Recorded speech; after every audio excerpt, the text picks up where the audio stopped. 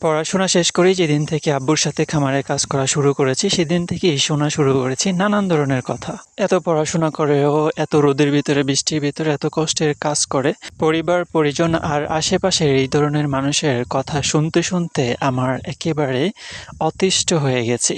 কোনো কাজই কি আসলে ছোট? কোনো কাজই আসলে ছোট না। প্রত্যেকটা কাজই কিন্তু প্রত্যেকটা কাজের জায়গা থেকে মূল্যবান এবং সম্মানজনক। বেকার বসে না থেকে বা বন্ধু-বান্ধবদের সাথে আড্ডা না দিয়ে, সিগারেট না খেয়ে, বিড়ি না খেয়ে যদি এই কাজগুলা করা খারাপ হয়, তাহলে আমি এই কাজগুলাই করতে চাই এবং এই খারাপ কাজগুলাই করতে চাই। আমি অনেক পজিটিভ চিন্তার একজন মানুষ, তারপরেও নিজেকে আসলে পজিটিভ রাখতে পারি না। মানুষের এই নানা ধরনের কথাগুলোকে এড়িয়ে চলি। তারপরেও আমি মানুষ হিসেবে তো আমার ভিতরে মনুষ্যত্ব বা রক্তে মাংসেই তো মানুষ। এই মানুষের ভিতরে তো আসলে ফ্রাস্ট্রেশন, হতাশা তো আসবেই। তো তো যাই হোক, মানুষ মানুষের কথা বলতেই থাকবে, সেদিকে কান দেওয়া যাবে না। আজকে আমরা যে জিনিসটা করব সেটা হচ্ছে, আমাদের খামারে কিছু পেঁপে গাছ এবং কিছু মরিচ গাছ আছে, যে মরিচ গাছগুলা অনেক বড় হয়েছে এবং এখন যেহেতু বর্ষা সিজন, এই বর্ষা সিজনে মরিচ গাছগুলাকে প্রোটেকশন দেওয়া দরকার এবং পেঁপে গাছগুলাকে প্রোটেকশন দেওয়া দরকার। খুঁটি দিয়ে আমরা হচ্ছে এগুলাকে প্রোটেকশন দিব, যাতে বৃষ্টি আসলেও এবং বন্যা বাতাস আসলেও যাতে এগুলা পড়ে না যায়, আমরা সেই দিকটাতে খেয়াল রাখবো। এবং সেই জন্যই আমরা হচ্ছে এরকম ছোট ছোট খুঁটি নিয়েছি এবং প্রত্যেকটা গাছে হচ্ছে এই খুঁটিগুলাকে আমরা অ্যাটাচ করে দড়ি দিয়ে তারপর হচ্ছে বেঁধে দেব।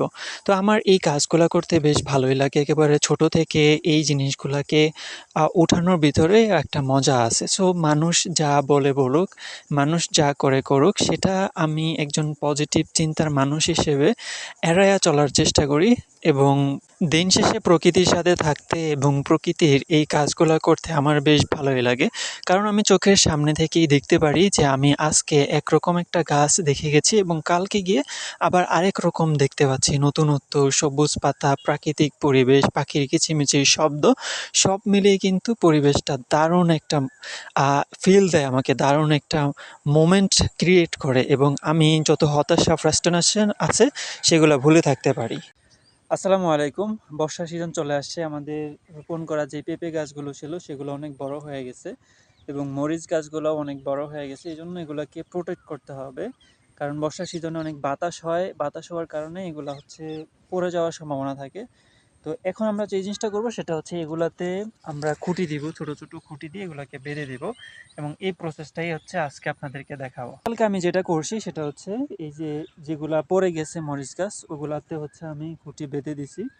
যেমন এখানে বেশ কিছু পাকা মরিচ আছে। এই পাকা মরিচগুলা হচ্ছে আমরা কিভাবে এগুলা থেকে বীজ সংগ্রহ করি সেই জিনিসটাও আপনাদেরকে দেখাবো। এবং ওই পাশে আরও অনেকগুলো মরিচ গাছ এবং হচ্ছে পেঁপে গাছ আছে, সেগুলোতে আমরা এখন হচ্ছে খুঁটি লাগাইতে যাব।